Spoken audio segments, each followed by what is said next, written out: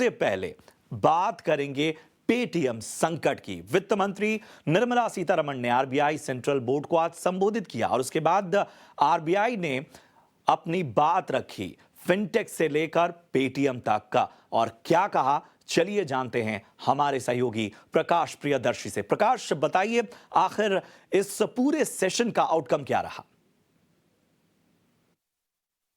देखिए, Paytm payment bank के context में देखें तो काफ़ी इंपॉर्टेंट डेवलपमेंट है। अब से कुछ देर पहले आरबीआई गवर्नर ने एक प्रेस कॉन्फ्रेंस की, कई इंपॉर्टेंट जानकारियां उन्होंने दी। उन्होंने इस बात को स्पष्ट किया कि पेटीएम पेमेंट बैंक के ऊपर जो फैसला लिया गया है आरबीआई की तरफ से, कोई जल्दबाजी में फैसला नहीं लिया गया है, बल्कि तमाम तरह की जानकारियाँ जुटाई गई, पूरा वक्त लिया गया, उसके बाद आरबीआई ने यह फैसला लिया है।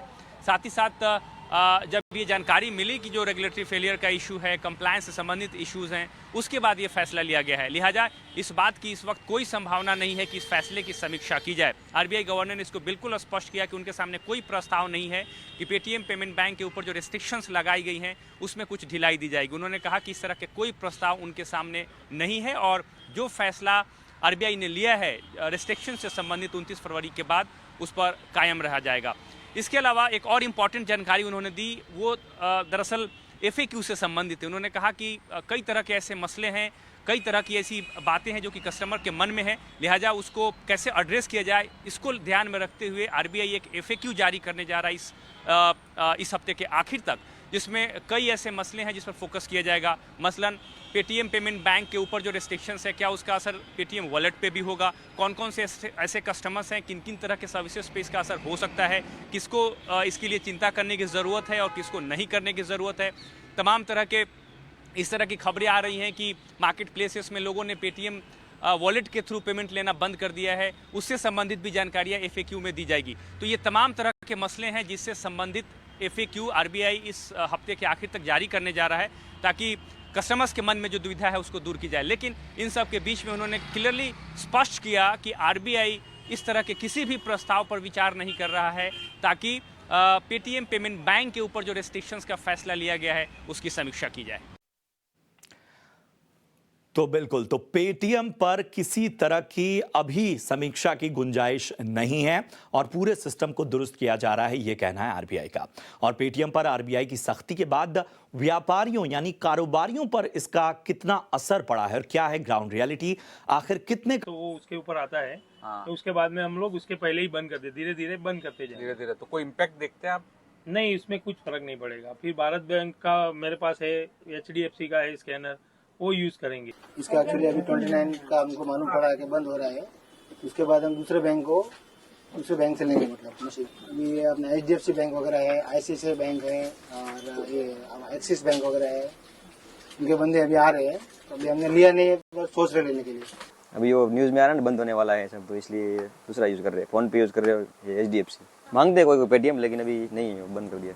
पेटीएम बैंक का अकाउंट तो है, मगर और भी कंपनियां आ रही है अभी पूछने के लिए। मतलब वो लोग ऑफर तो ऐसा दे रहे हैं कि 1100 रुपया वन टाइम भरना है। हाँ। और बाकी जो एमडीआर वगैरह है उसका वही रेंज है, पेटीएम का ही रेंज है। तो अपन ट्रांसफर हो जाएंगे, मतलब क्योंकि बंद तो ये हो रहा है, पक्का ही है, 29 तारीख से बंद हो रहा है, ये पक्का है। पेटीएम से जुड़े हुए जो डेवलपमेंट की जानकारी मर्चेंट्स को है, पिछले कुछ दिनों में दूसरी बैंकों के द्वारा भी जो मर्चेंट्स हैं, कारोबारी हैं, उनको अप्रोच किया गया है। पेटीएम पेमेंट बैंक का जिस मर्चेंट के पास अकाउंट है वो धीरे धीरे उसमें पैसा एक्सेप्ट करना बंद कर रहे हैं 29 फरवरी से पहले। इसके अलावा कुछ जगह हमने ये भी देखा कि जहां क्यूआर कोड इस्तेमाल हो रहा है, लेकिन वो जो क्यूआर कोड यूपीआई से लिंक किसी और बैंक से है, वहां भी मर्चेंट्स को लग रहा है कि पेटीएम का इस्तेमाल नहीं हो पाएगा। तो ये एक तरह से मिसअंडरस्टैंडिंग जो मर्चेंट्स के अंदर बनी हुई है। अनुराग शाह, ईटी नाउ, स्वदेश के लिए।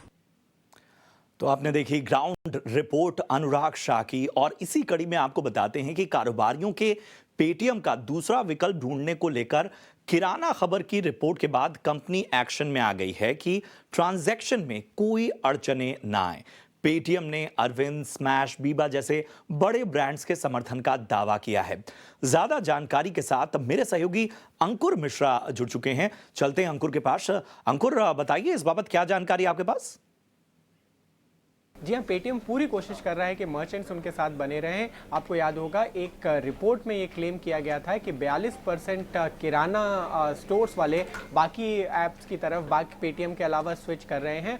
और इससे पहले भी CAIT ने डिक्लेयर किया था, एक एडवाइजरी जारी की थी कि जो मर्चेंट्स हैं वो बाकी ऐप्स पर शिफ्ट हो सकते हैं। तो अब यहाँ पे कंपनी का कहना यही है कि जो 29 फरवरी की डेडलाइन है उसके बाद भी सीमलेस ट्रांजैक्शंस बने रहेंगे। जहाँ पर भी पेटीएम पेमेंट्स बैंक का एक पार्टनर है उसकी जगह दूसरे लेंडर को लाने की तैयारी है, ताकि फ्रंट एंड पे कस्टमर को कोई तकलीफ ना हो, मर्चेंट्स को कोई तकलीफ ना हो और किसी भी तरीके के नए सेटअप को करने की ज़रूरत नहीं है, ऐसा कंपनी क्लेम कर रही है। आपको याद होगा कि एक किराना क्लब की रिपोर्ट थी जिसमें बोला गया था कि 42% जो कस्टमर्स हैं वो शिफ्ट हो रहे हैं किराना वाले।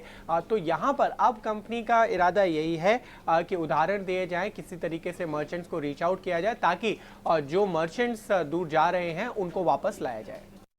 बहुत बहुत शुक्रिया करेंगे अंकुर आपका इस अहम जानकारी के लिए।